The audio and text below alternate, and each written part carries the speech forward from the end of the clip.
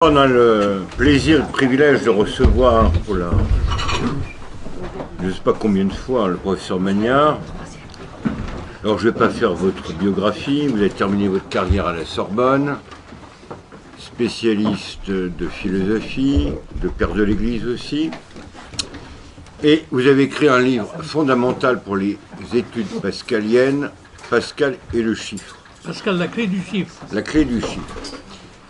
Ce qui rend maintenant inutile les cogitations d'universitaires. Et ce qui m'oblige à en faire un autre. Voilà. Parce que quand mon ouvrage devient un ouvrage de référence, j'ai l'impression que j'ai fermé le fonds de commerce de tous ceux qui donnaient bon an mal an des thèses sur Pascal. Et alors il faut bien que les études pascaliennes vous êtes continuent. appuyé sur des verba dicta de Pascal, des mots dits en passant, à partir de l'évangile de Luc. Oui, c'est ça. Et ça donc, a donné une première conférence chez vous. C'est ça. Aujourd'hui, c'est le deuxième volet. C'est le deuxième volet, c'est Pascal et la pensée noble. Oui. Titre ambitieux. Inédit. Inédit et qui devrait retenir votre attention. Et vous reviendrez prochainement pour conclure. Pour le troisième volet. Pour le troisième volet. Et ça donnera l'occasion, je pense, d'une publication dans quelques mois, si Dieu veut. Et vous reviendrez peut-être avec vos livres sur Pascal, comme ça les gens pourront l'acquérir. À vous, cher maître. Donc c'est le deuxième volet de ce triptyque que le frère Thierry me donne l'occasion de révéler. Je l'ai intitulé « Pascal et la pensée noble ». Je partirai d'une anecdote. D'où m'est venu ce type de lecture.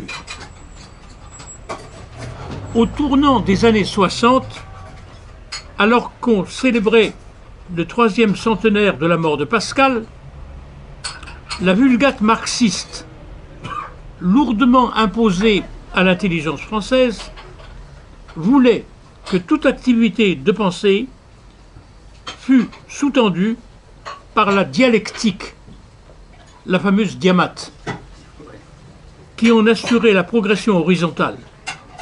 Cet invincible moteur lui permettait de résoudre tous les problèmes et de vaincre toutes les difficultés. On vit ainsi Henri Lefebvre donner en 1954 un traitement marxiste de l'œuvre de Pascal, bientôt suivi par Lucien Goldman avec son Dieu caché en 1955, thèse inspirée par Georg Lukács et sa fameuse destruction de la raison. Dieu, disait-il, se cache quand la noblesse de robe, perdant ses privilèges, voit son horizon s'obscurcir, n'offrant plus aucune perspective à l'action. Le suicide permanent de la raison, pour reprendre le mot de Nietzsche que Lukács lui-même ressaisit, ne serait que l'expression de la conscience malheureuse d'une classe sociale condamnée par l'histoire. L'emprise de la pensée officielle était telle que, au tout jeune chercheur que j'étais en 1961, l'on commanda un premier article intitulé « Pascal dialecticien ». Je dus m'exécuter, je n'avais pas le choix, mais j'eus au fait de prendre la mesure de la stérilité d'une telle lecture, d'autant qu'un brillant assistant de Sorbonne à qui je devais m'attacher proposait une démystification de ces schémas, opposant à la pensée dialectique ce qu'il appelait la pensée aristocratique. Héritier aujourd'hui des inédits d'Henri Biraud, puisqu'il s'agit de lui, j'en reprends à mon compte le syntagme. Je partirai de Nietzsche, qui fut un lecteur passionné de Pascal, et que l'on aurait intérêt à confronter avec son auteur de référence. Au paragraphe 253 de Par-delà le bien et le mal, Nietzsche écrit « La noblesse du sentiment, du goût et des mœurs est l'œuvre et l'invention de la France. » Et quand on cherche dans son œuvre la figure française qui illustre le mieux cette affirmation, on découvre que c'est Pascal. Si on ne peut contester, dit Nietzsche, aux Français qu'ils ont été le peuple le plus chrétien de la terre, ne doit-on pas voir en Pascal, dans l'union de la ferveur, de l'esprit et de la loyauté, le plus grand de tous les chrétiens. Fin de citation. Admiration qui va de pair avec une critique radicale, puisque selon lui, la foi d'un Pascal ressemble effroyablement à un suicide permanent de la raison. On sait le mot terrible de Nietzsche dans Ecce Homo. Non seulement je lis, mais j'aime Pascal comme la victime la plus instructive du christianisme, lequel a lentement assassiné d'abord son corps, puis son âme, comme le résultat logique de cette forme la plus effroyable de cruauté inhumaine. En quoi consiste cette cruauté inhumaine? En une incessante remise en cause de la raison par la raison elle-même. Quand Pascal écrit, il n'y a rien de si conforme à la raison que ce désaveu de la raison. Pourtant, comme je vais vous le montrer, il y a entre Nietzsche et Pascal une très grande proximité.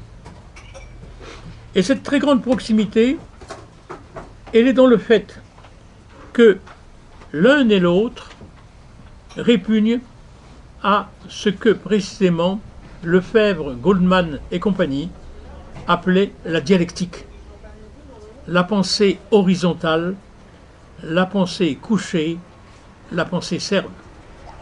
Et il lui oppose une pensée ascendante, une pensée légère, une pensée dynamique, une pensée qui monte, une pensée qui pratique sans cesse l'escalade. Et c'est cette parenté entre Pascal et Nietzsche que je voudrais faire apparaître. Vous voyez dans la volonté de puissance le mépris de Nietzsche à l'endroit de la dialectique. Avec la dialectique, c'est la plèbe qui triomphe. Avec la dialectique, c'est la plèbe qui prend le dessus. Or, c'est cela qui va permettre à Nietzsche d'envisager une sorte de confrontation avec Pascal sur un point qu'ils ont en commun, le constat de la mort de Dieu. Qu'est-ce que cela veut dire, la mort de Dieu? Vous avez tous en mémoire le fameux alinéa du Gai Savoir, alinéa 125, où l'insensé annonce que Dieu est mort. Dieu est mort et c'est nous qui l'avons tué. Ce que le monde a possédé jusqu'à présent de plus sacré et de plus puissant a perdu son sang sous nos couteaux. Il y revient au paragraphe 344, le Dieu ancien est mort. Ce qui nous met, dit-il, dans l'attente est le pressentiment de quelque aurore qui fera bien paraître de nouveaux dieux. Or, Nietzsche prétend qu'il doit cette inspiration à Pascal lui-même. Vous me direz, comment Pascal aurait-il annoncé en plein XVIIe siècle la mort de Dieu, alors que l'on vit dans une société parfaitement christianisée? Eh bien si, quand on y regarde de près, Pascal nous prépare à ce thème. Au fragment 343 des Pensées, quand il dit « le grand Pan est mort », citant Plutarque et le fameux épisode du navigateur qui aurait, au large de l'Hellespont, entendu une voix mystérieuse lui révélant cette mort. Et qu'est-ce que cela veut dire chez Pascal dans le contexte où se trouve repris cette formule? Le grand pan, c'est la nature enchantée, expressive du divin. C'est la terre maternelle, c'est le ciel providentiel. C'est, en quelque sorte, un Dieu sans cesse, à notre écoute et à notre service. Or, il est bien évident que ce type de Dieu est de plus en plus malmené par Pascal, qui considère l'homme comme perdu, abandonné, comme si il n'avait plus sa place dans la nature, comme si il n'avait plus son site dans l'univers, comme si une alliance entre Dieu et ses créatures avait été révoquée. C'est une constante de toute la première partie des pensées que de montrer cette fin d'une sorte de contrat entre Dieu et sa création. Le silence éternel de ces espaces infinis mais frais. L'homme égaré en cet univers infini, celui de la nouvelle cosmologie bien sûr, a son lieu nulle part. Je cite, « En voyant l'aveuglement et la misère de l'homme, en regardant tout l'univers muet, et l'homme sans lumière, abandonné à lui-même, et comme égaré dans ce recoin de l'univers, j'entre en effroi. » C'est une constante des pensées que de signifier cette déréliction, cette sorte d'abandon d'un homme qui n'a plus sa place nulle part, et surtout qui n'éprouve plus cette sécurité, cette tranquillité, cette assurance, comme si une providence était toujours là pour l'aider. Au fond, l'homme n'est plus materné par son lieu naturel. Il n'est plus de nature pour le sécuriser. On est loin, en effet, de cet univers médiéval que pouvait célébrer une Hildegarde de Bingen et qui nous montrait comment l'homme était en quelque sorte sécurisé par tout ce qui pouvait l'entourer et assuré d'une perpétuelle aide divine. L'enchantement du monde avec la cosmologie galiléo-cartésienne a pris fin. Et cet enchantement du monde, s'il prend fin au niveau des scientifiques, prend fin aussi au niveau du politique, du fait de l'évolution considérable de la société et des mœurs. Au fond, c'est cet enchantement du monde qui a fait place à un total désenchantement, et c'est cela que l'on appelle la mort de Dieu. Mais comment Pascal le vit-il? Comme un silence de Dieu. Un silence de Dieu tel que celui que évoquera à notre époque, je parle de nos commentateurs Lefebvre ou Goldman en 1960, mais pensez à toute la littérature issue de Elie Wiesel, de Hans Jonas, sur le silence de Dieu devant les horreurs du XXe siècle. Or, à regarder de près chez Pascal, il y a un leitmotiv qui ne cesse de revenir. C'est celui du Dieu qui se cache. Selon le mot d'Isaïe 45:15, « Vere tu es Deus absconditus ». Vraiment, tu es un Dieu caché. Texte cité 3 fois dans les pensées, tandis que le syntagme « Dieu caché » revient une 12aine de fois sous la plume de Pascal. Notamment dans la fameuse lettre aux Roannais de fin octobre 1456, où il est dit que Dieu se cache sous le voile de la nature jusqu'à son incarnation, où il se recouvre de notre humanité sous les espèces enfin de l'Eucharistie. C'est le thème du voile. Dieu n'apparaît que voilé, dissimulé. Il se cache sous le voile de la nature, c'est-à-dire que la nature, alors qu'elle était une théophanie, au Moyen-Âge, j'ai cité Hildegard de Bingen, où tout montrait Dieu, où tout manifestait Dieu, elle est aujourd'hui, à travers son interprétation galiléo-cartésienne et mécaniste, une sorte de voile qui dissimule ce qu'a pu être la sagesse et la mansuétude du Créateur à notre endroit. On ne voit plus rien de cette protection divine. Et quand Dieu se révèle, c'est sur le mode de l'incarnation, c'est-à-dire qu'il se cache doublement.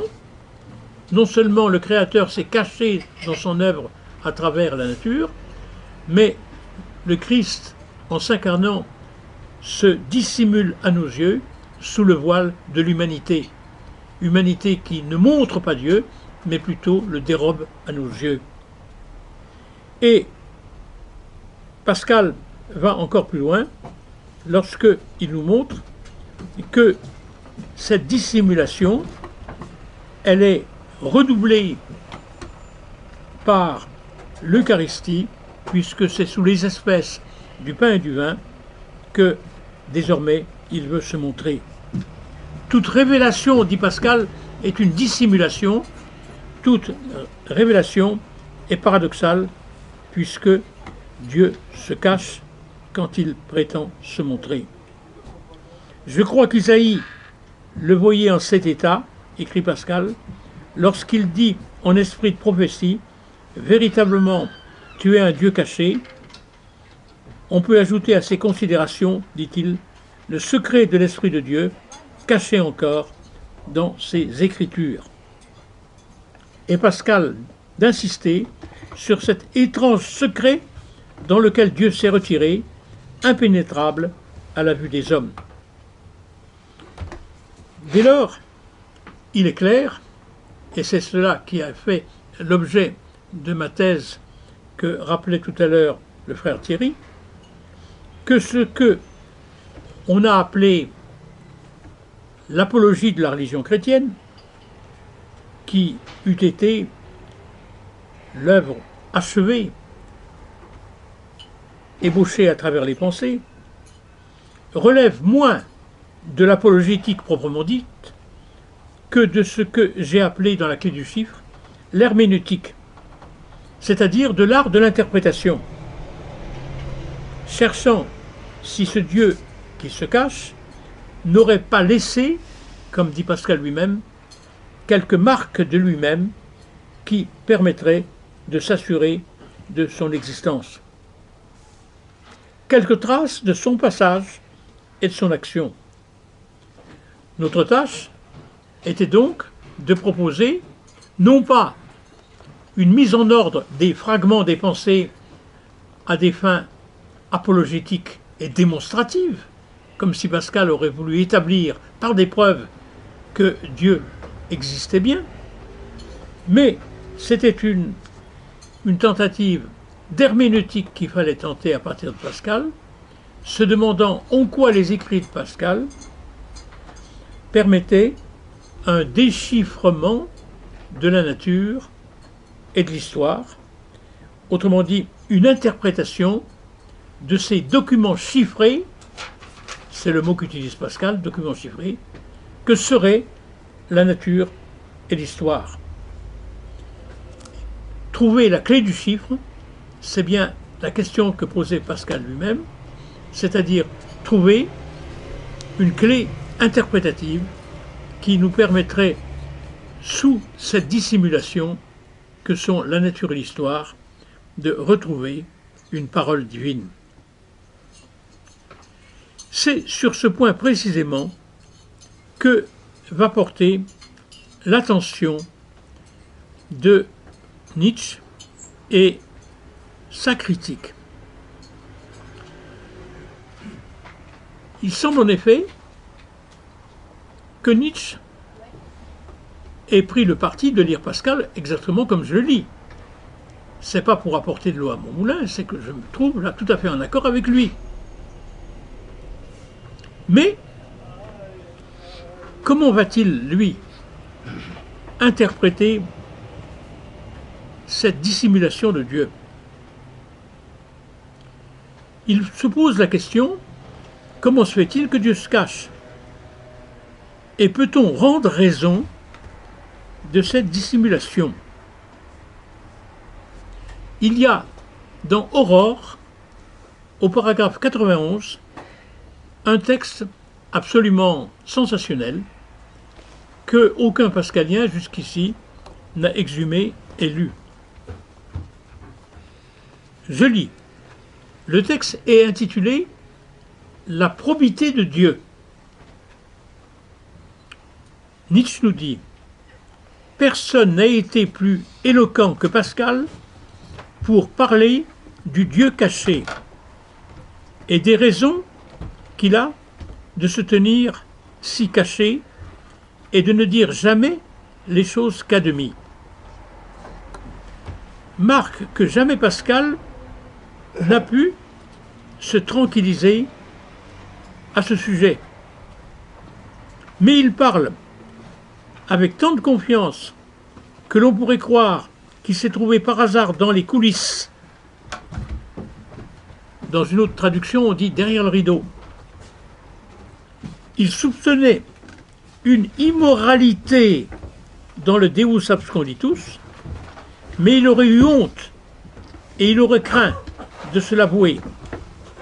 C'est pourquoi il parlait aussi haut qu'il pouvait, comme quelqu'un qui a peur. Voilà un texte sensationnel. Je suis étonné que les pascaliens jusqu'ici ne l'aient pas exhumé, car c'est une interprétation tout à fait étonnante des textes que Pascal consacre au Dieu caché. Que nous dit Nietzsche exactement? Il cherche les raisons pour lesquelles Dieu se cache. Pourquoi ne dit-il les choses qu'à demi? Et dans le contexte, mettant en question ce qu'il appelle la probité de Dieu, Nietzsche fait valoir que ce n'est pas le fait d'un Dieu bon, ce n'est pas le fait d'un Dieu miséricordieux, d'un Dieu attentif à ses créatures, que de masquer son œuvre et d'en dissimuler le sens. Pourquoi cette dérobade? Et, comme le dit Nietzsche, l'insistance de Pascal à revenir sur le texte d'Isaïe et à s'interroger dans sa dissimulation témoigne de l'inquiétude profonde de ce croyant à l'endroit de la miséricorde divine. Inquiétude telle que il soupçonne, c'est Nietzsche qui parle, une immoralité dans le Deus absconditus. Mais il aurait eu honte et il aurait craint de se l'avouer. Il soupçonne un Dieu pervers, comme dira le père Maurice Bellet dans son livre fameux sur la question, le seul d'ailleurs qui ait traité de cette question à ma connaissance. Il soupçonne un Dieu méchant, un Dieu immoral, un Dieu pervers, puisque ce Dieu va à l'encontre des principes même qui sont les siens, en se cachant et se dissimulant, et en laissant l'humanité incertaine quant à ce qu'elle a à faire et à vivre. Dieu, donc, se dissimule, et cela laisse Pascal inquiet, nous dit Nietzsche. Inquiet de ce qui est pour le moins un retrait de Dieu, qui semble mettre en défaut sa providence. Fallait-il qu'il fût dans les coulisses du théâtre du monde pour en saisir la secrète économie, du moins quand il en parle, dit Nietzsche avec ironie. Il se croit obligé de hausser le ton pour dissimuler son inquiétude. Il y a énormément d'ironie, évidemment, vous le voyez, dans la présentation nietzschéenne, mais il y a une certaine manière d'appréhender l'inquiétude réelle de Pascal à travers toutes ces répétitions du Dieu caché. C'est rien moins en effet que la probité de Dieu que Nietzsche met en question. Et Nietzsche écrit « Un Dieu qui est omniscient et omnipotent et qui ne veillerait même pas à ce que ses intentions fussent comprises par sa création, serait-il encore un Dieu de bonté ?» Le thème sera repris de nos jours, je le disais, par Maurice Bellet, un prêtre bien connu par ses essais spirituels et notamment par son livre intitulé « Le Dieu pervers », où notre théologien explique que la foi n'est pas encore la foi tant qu'elle n'a pas consenti à l'épreuve de ce paradoxe. Croire en Dieu, quand bien même il n'aurait plus les apparences de Dieu, quand bien même il se cacherait, voilà ce que Dieu demande de notre foi. Autrement dit, Maurice Bellet fait de cette dissimulation l'épreuve même imposée par Dieu au véritable croyant, qui ne sera ce croyant véritable que s'il surmonte cette tentation de ne point croire. Tant qu'elle n'est point passée par l'épreuve de ce scandale, la foi, nous dit Maurice Bellet, n'est pas la foi. Il faut croire dans l'abandon de toute sécurité et de toute certitude. Et là, Maurice Bellet retrouve, sans le citer, l'inspiration propre de Pascal. Toute chose, dit en effet Pascal, couvre quelques mystères. Toutes choses sont des voiles qui couvrent Dieu. Les chrétiens doivent le reconnaître en tout. Les chrétiens doivent le reconnaître en tout, même dans cette cécité qui leur est imposée, même dans cet aveuglement qui est ce surcroît d'épreuves auquel Dieu a voulu soumettre notre manque de foi. La foi ne serait pas la foi si elle n'était soumise à cette épreuve. Et c'est là, précisément, la distinction entre Nietzsche et Pascal. Pascal a la foi assez grande pour surmonter cette épreuve. Nietzsche y succombe au premier pas. Et au fond, ceux qui n'arrivent pas à faire, en quelque sorte, la conciliation entre ces deux œuvres, c'est ceux qui n'ont pas assez de foi pour précisément comprendre la suprême épreuve que Dieu nous impose en se dissimulant. Dieu cache sa miséricorde sous le voile de l'épreuve qui nous impose. Mais pourquoi ce retrait de Dieu? Je l'ai dit, pour mettre à l'épreuve notre foi. Croirons-nous encore en un Dieu aussi déconcertant? Mais pourquoi cette ruse de Dieu, cette étrange stratégie? Dieu n'a voulu se cacher que parce que l'homme a voulu le péché. Parce que l'homme a voulu se retirer de Dieu, il a bien fallu, et c'est l'argumentation de Pascal, que Dieu veuille se retirer de l'homme. Cette dissimulation de Dieu est donc très juste et tout à fait proportionnée à notre propre retrait. Le Dieu caché n'est pas un Dieu absent qui se serait enfui du monde, mais un Dieu présent qui demeure parmi nous, qui reste avec nous, bien qu'il se soit retiré en lui-même du fait de notre péché. Alors, on ne le voit plus, du moins si l'on n'est pas assez pur pour cela.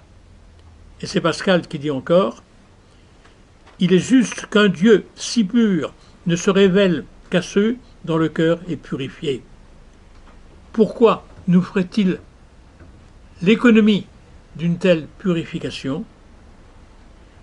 Comme il ne peut se révéler qu'au cœur pur, il est évident qu'il se doit de se dissimuler.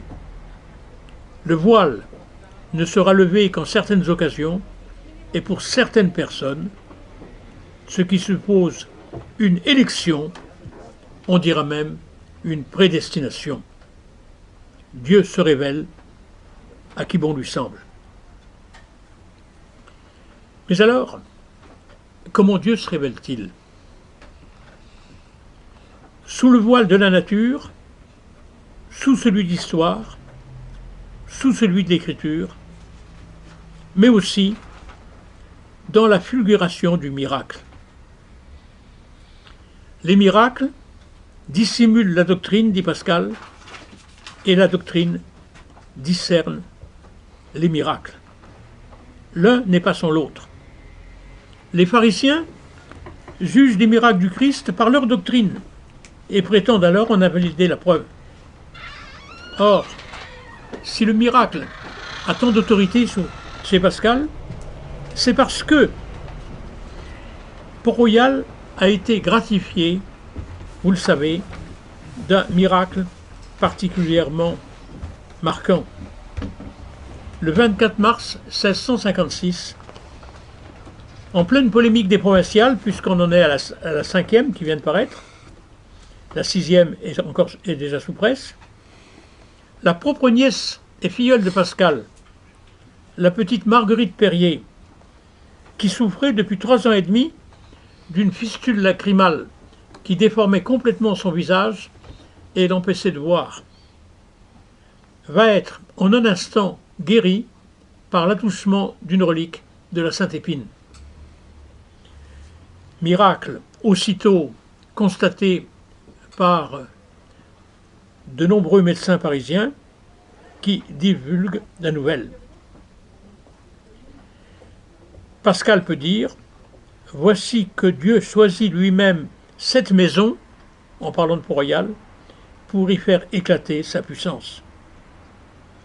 Il faut bien en accueillir le crédit, et non pas, comme les jésuites qui ne sont que des pharisiens, disqualifier le miracle parce que la doctrine ne serait pas la saine doctrine, puisqu'elle est celle qui condamne le laxisme des jésuites.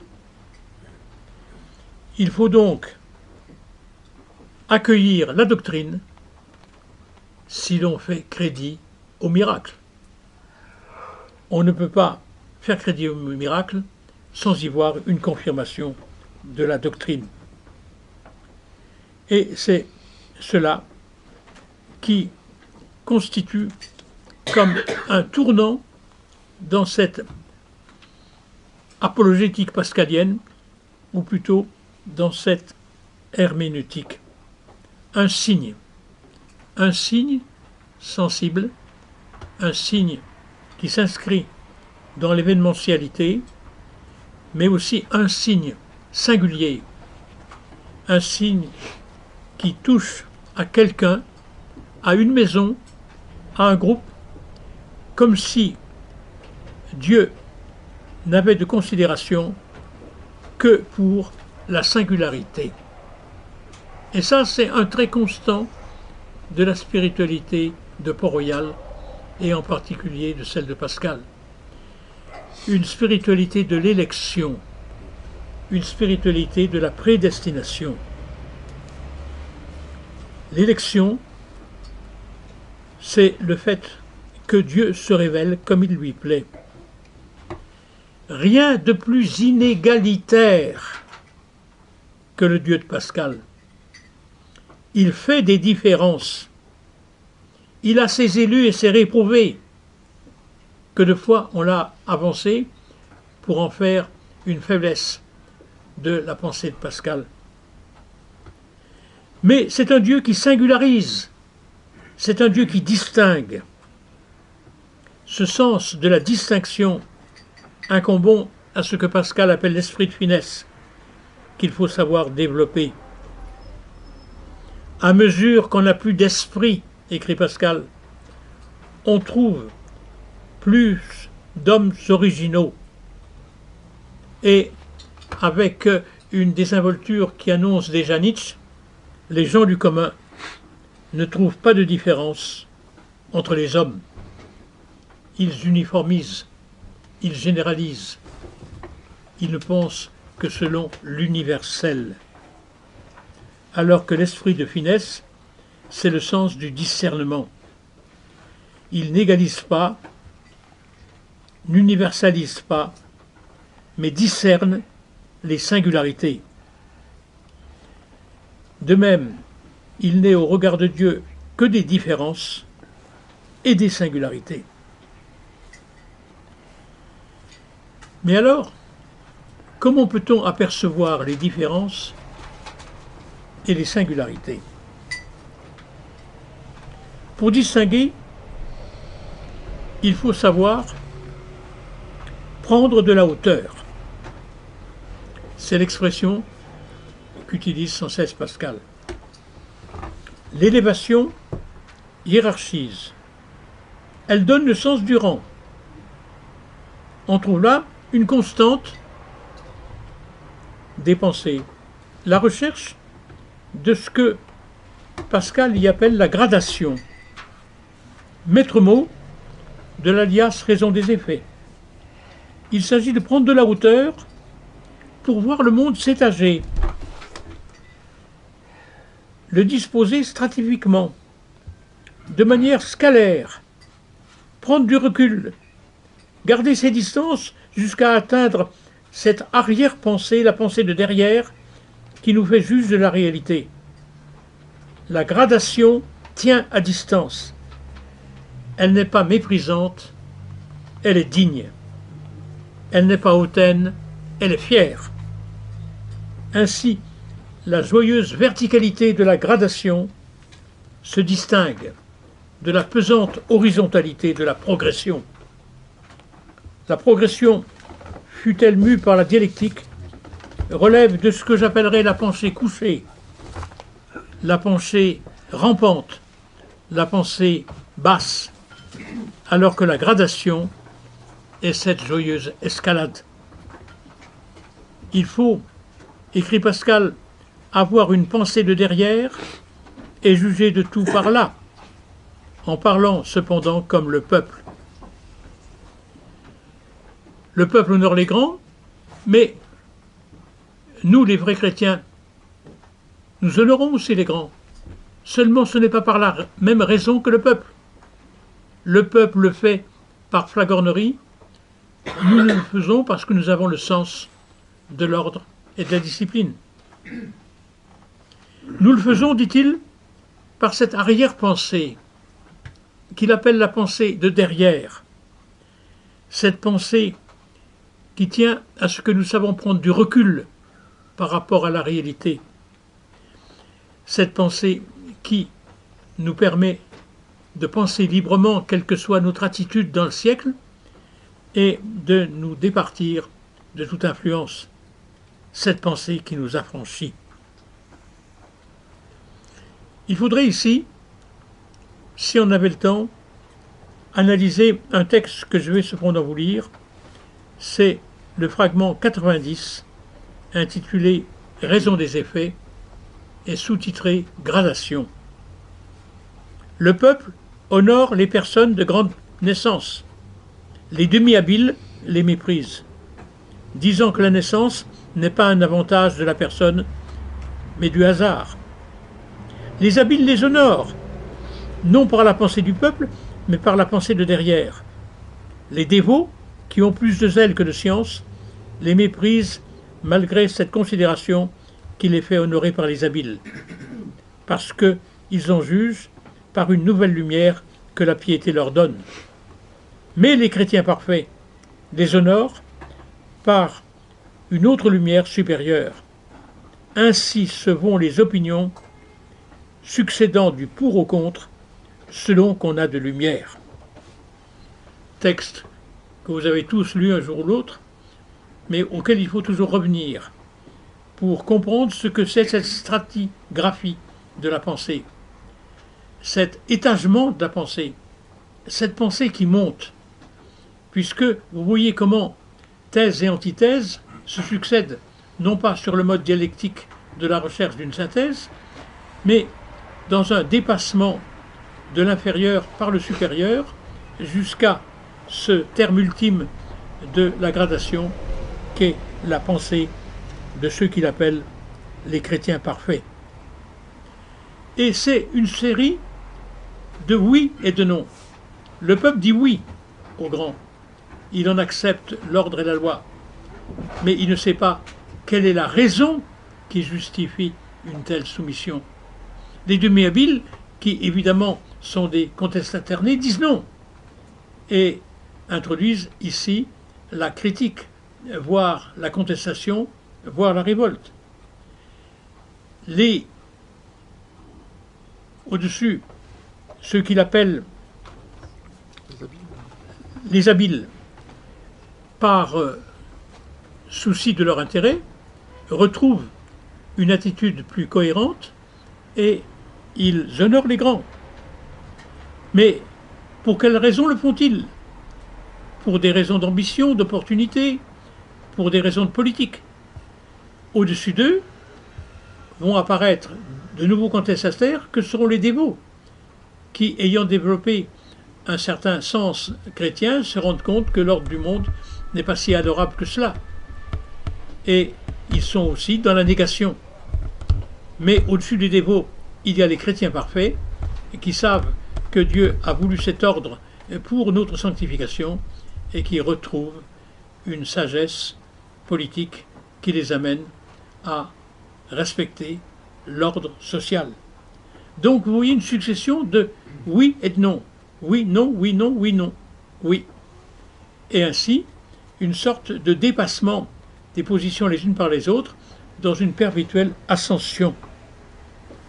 C'est cette conception hiérarchique et ascendante de la vérité que je veux mettre en honneur et caractériser comme la pensée ascendante, ou la pensée noble, ou la pensée aristocratique, pour reprendre les mots utilisés par Nietzsche pour la caractériser. Pensée ascendante, pensée hiérarchique. Et c'est cela que je voudrais illustrer par la théorie dite des trois ordres. Pascal, en effet, va tenter d'inscrire, si je puis dire, dans la réalité, cette démarche ascendante en la justifiant par ce qu'il faut appeler une ontologie scalaire, une spiritualité par degrés, une conception hiérarchique de la société. Pascal s'inscrit ainsi dans la grande tradition de Denis l'Aréopagite, de Jean Scott Érigène, de Nicolas de Cuges, de Charles de Beauvel, autant que j'ai pu la reconstituer. Mais pour ce qui est de Pascal même, je ne vais pas lui imputer la lecture de tous ces auteurs, mais j'ai pu établir que l'un des livres de chevet des religieuses de Port-Royal était depuis quelques 20 ans l'Échelle sainte de Jean Climac, un père spirituel qui avait proposé le premier cette notion d'ascension et de degré d'ascèse ou de connaissance. Jean Climac est en effet le livre de chevet des religieuses de Port-Royal et des messieurs de Port-Royal dès 1635. Et ce que j'ai découvert, c'est que l'ouvrage qu'a lu Pascal n'était pas celui-là, mais une traduction nouvelle, imputable à un monsieur de Port-Royal qui était Arnaud d'Andilly, qui a réédité, ou plutôt qui a édité à nouveau frais une nouvelle traduction de l'Échelle sainte, en 1650 exactement. Et c'est ce livre de 1650 qui était répandu et que tout le monde avait à Port-Royal. Ce qui témoigne d'une manière de penser qui s'imposait à ce moment-là. Or, j'ai une lettre de Pascal à la reine Christine de Suède de 1652 qui met en œuvre cette hiérarchie, cette ontologie scalaire, cette manière graduelle de procéder. Lettre à la reine Christine de Suède. Rappelons qui est Christine et ce que signifie la date de 1652 pour cette reine.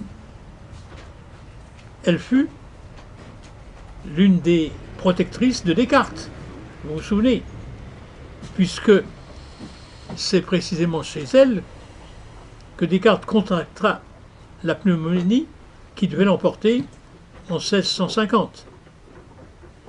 Mais cette dame, qui en effet était très piquée de science et de philosophie, et qui avait la faiblesse d'inviter Descartes en plein hiver et dans la saison la plus froide, le convoquer à 4 heures du matin pour des débats scientifiques, cette reine n'allait pas en rester là, puisqu'elle allait continuer à inviter la fine fleur de l'intelligence française, et c'est ainsi qu'elle invita Pascal lui-même, qui, pour des raisons de santé, déclina l'invitation, bien lui en prie, mais qui donna à la reine une très belle lettre qu'on a conservée, correspondance entre eux.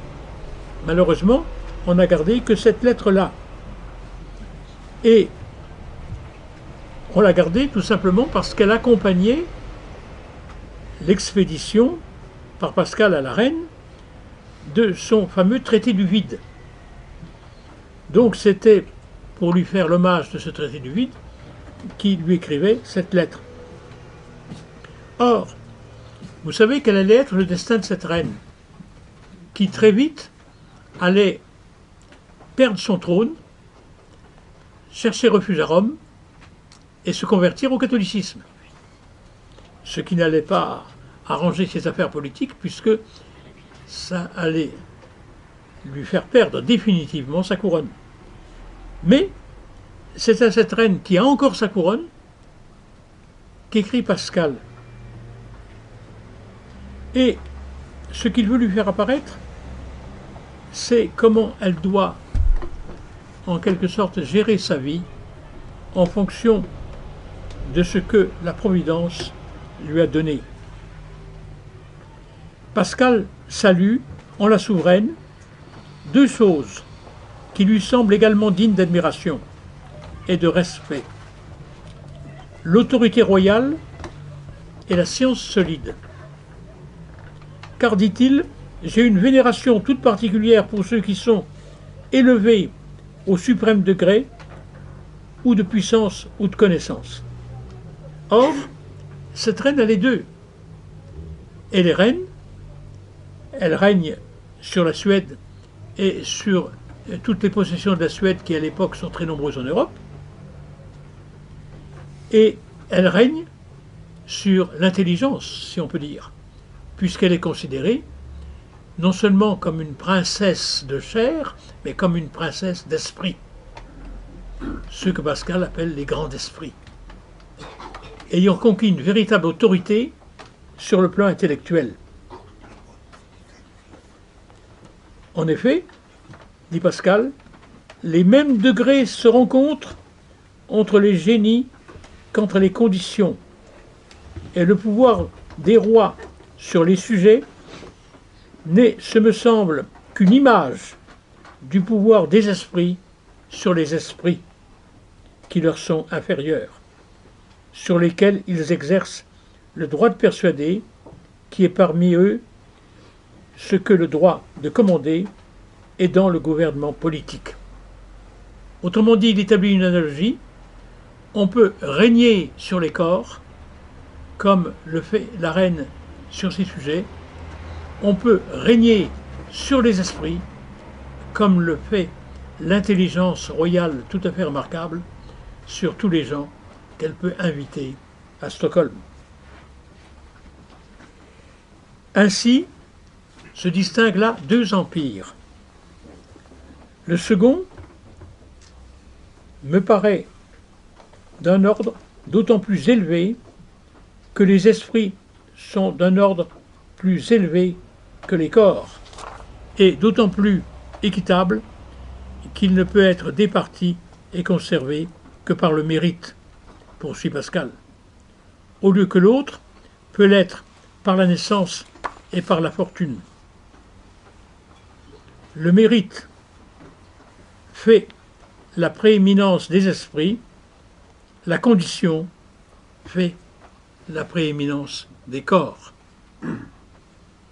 On voit donc deux prééminences, dont l'une est figurative de l'autre.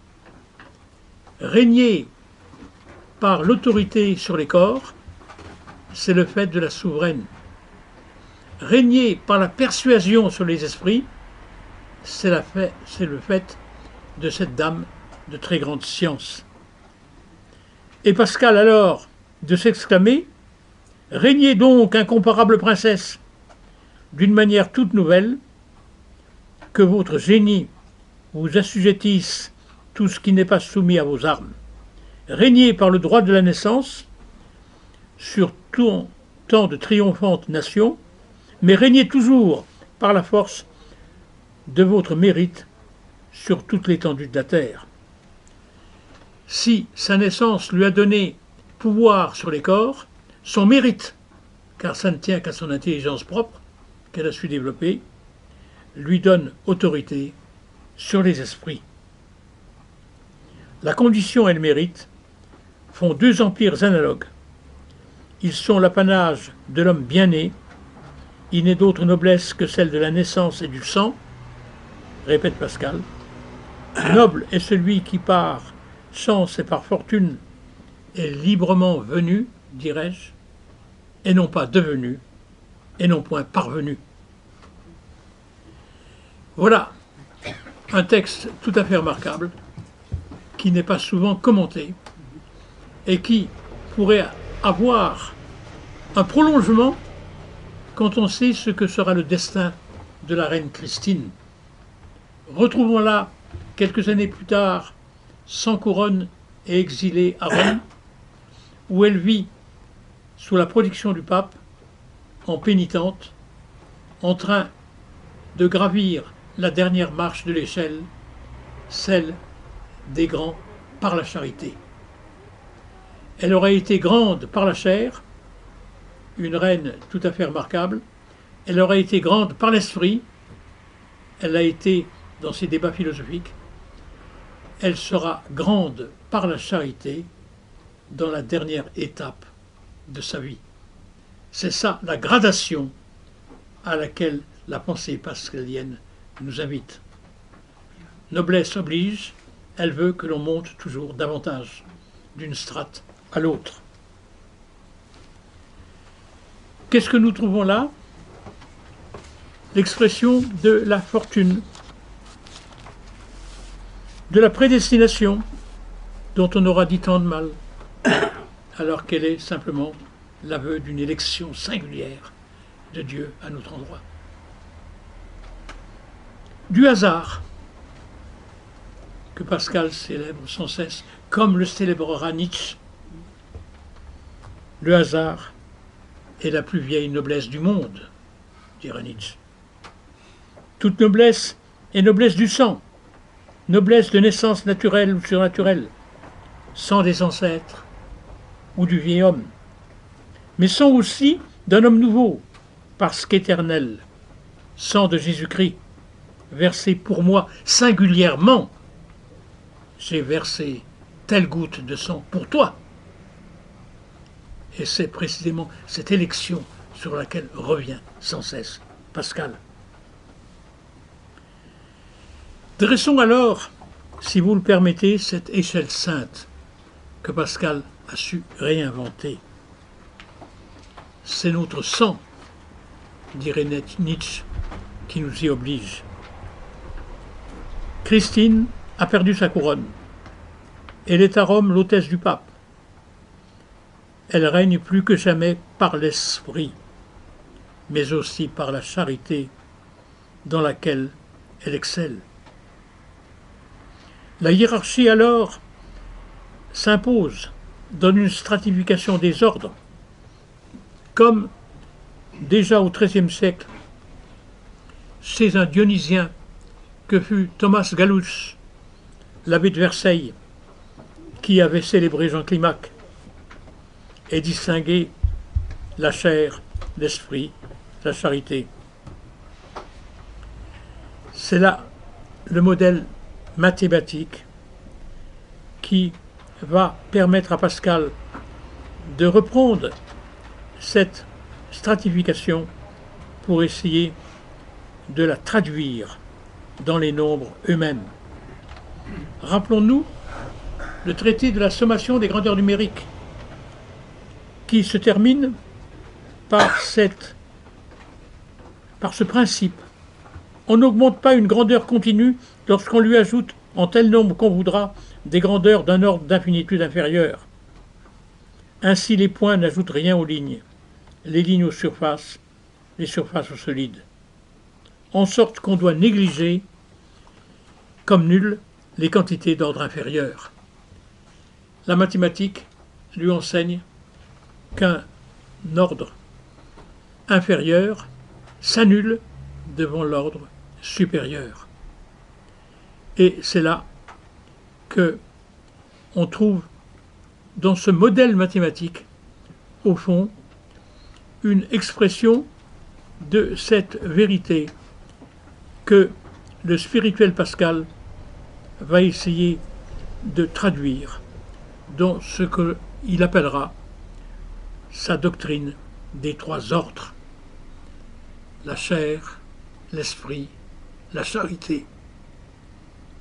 Ces trois ordres, qui sont des ordres d'excellence, qui sont des ordres de perfection, qui sont des ordres dont l'inférieur figure par anticipation le supérieur, les grands de chair, les rois, les princes, les capitaines, les grands d'esprit, ceux qui ont fait avancer la mathématique ou la physique, les grands de charité,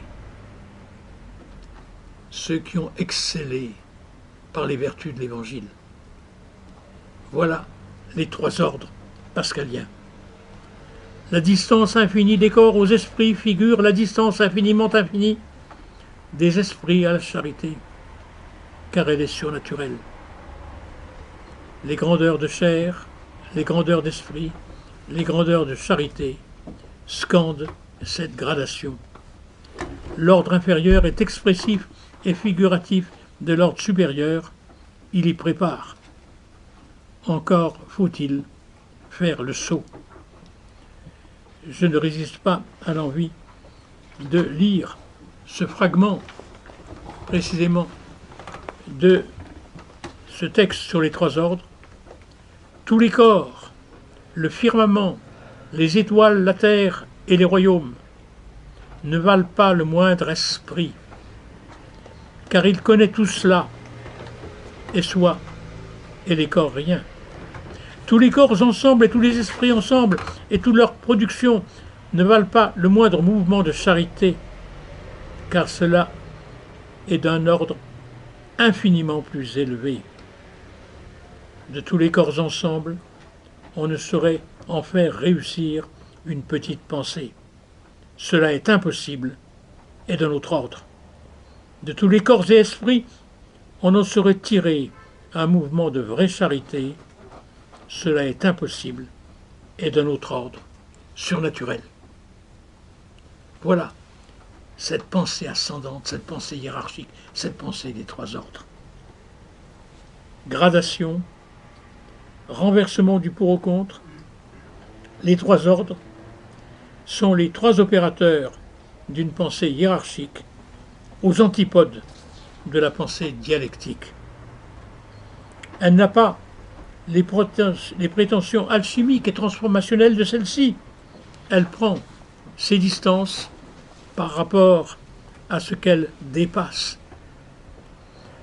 et fait des degrés inférieurs autant de marches pour une pensée plus élevée.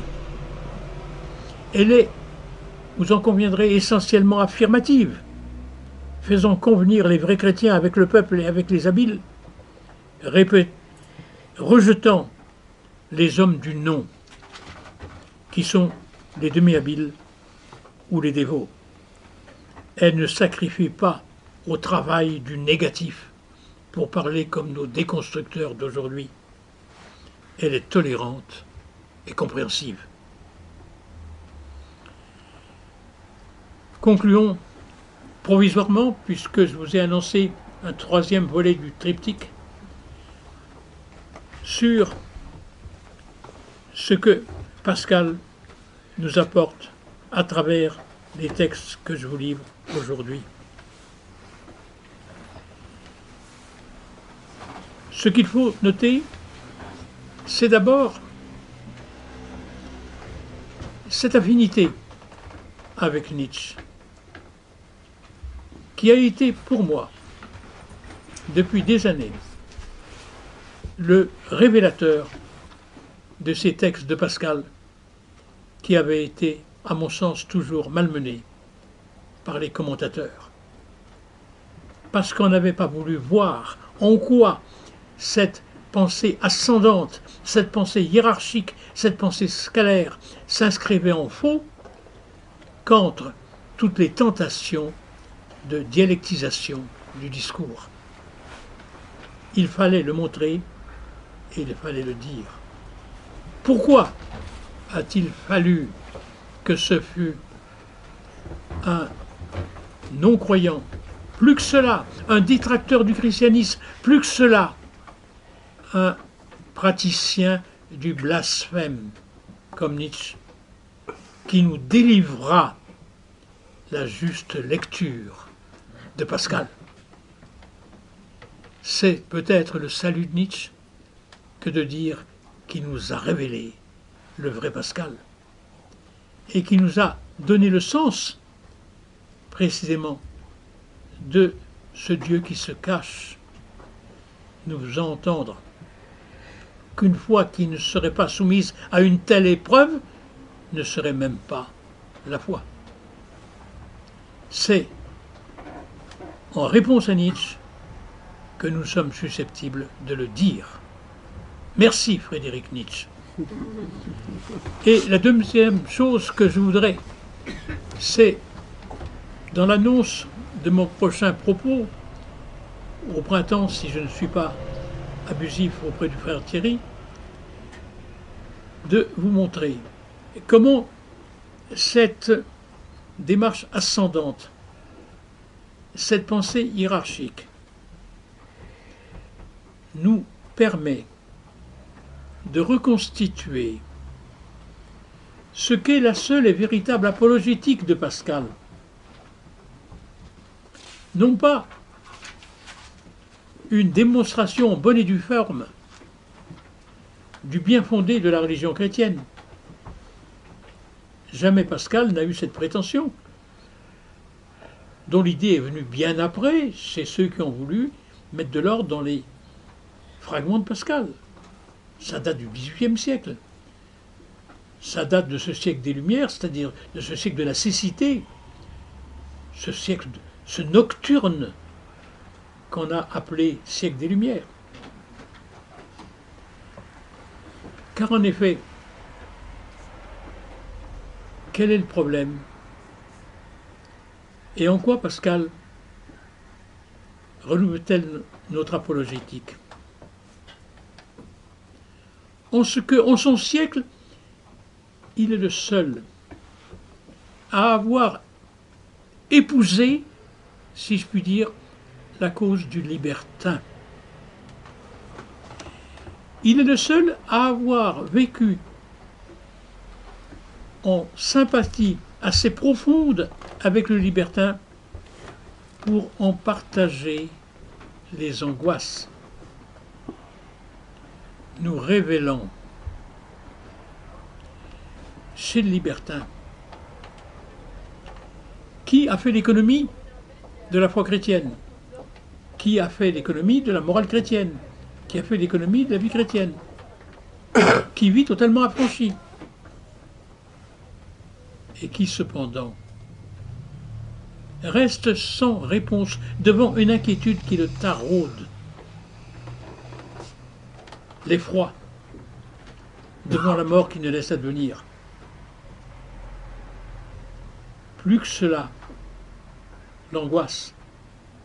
Mais beaucoup plus que cela. Je vous le montrerai la prochaine fois sur les textes même de Pascal. La honte de ce pouvoir, de pouvoir un jour être défait dans ce combat pour la survie, pour l'efficacité, pour l'immortalité. Il y a des pages étonnantes de Pascal où il nous dit l'angoisse du libertin. Certes, il semble s'être sécurisé sur tout. Et puis soudain l'étreint cette inquiétude. Oh, si jamais le croyant disait vrai. Combien ce serait terrible pour nous qui n'avons pas voulu croire. Et il y a, à partir de ce moment-là, un dialogue entre Pascal et le libertin, où Pascal ne lâche plus le libertin, par amour pour lui. Mais enfin, tu te rends compte? Tu admets cette hypothèse, tu ne peux pas la récuser. Si jamais le christianisme disait vrai. Alors, moi qui ai toujours vécu dans la révolte contre Dieu et dans l'impiété, qu'est-ce qu'il adviendra de moi? J'ai lu à la loupe toute cette littérature libertine du XVIIe siècle. Elle est particulièrement pathétique et émouvante. Et elle trahit bien souvent cette angoisse, cette horreur, cette déroute complète de l'intelligence, de l'imagination, de la sensibilité devant cette hypothèse qui n'est jamais réfutée par le libertin. Que faire si jamais le christianisme avait raison? Alors, c'est ce dernier combat de Pascal avec son ombre que je vous proposerai la prochaine fois.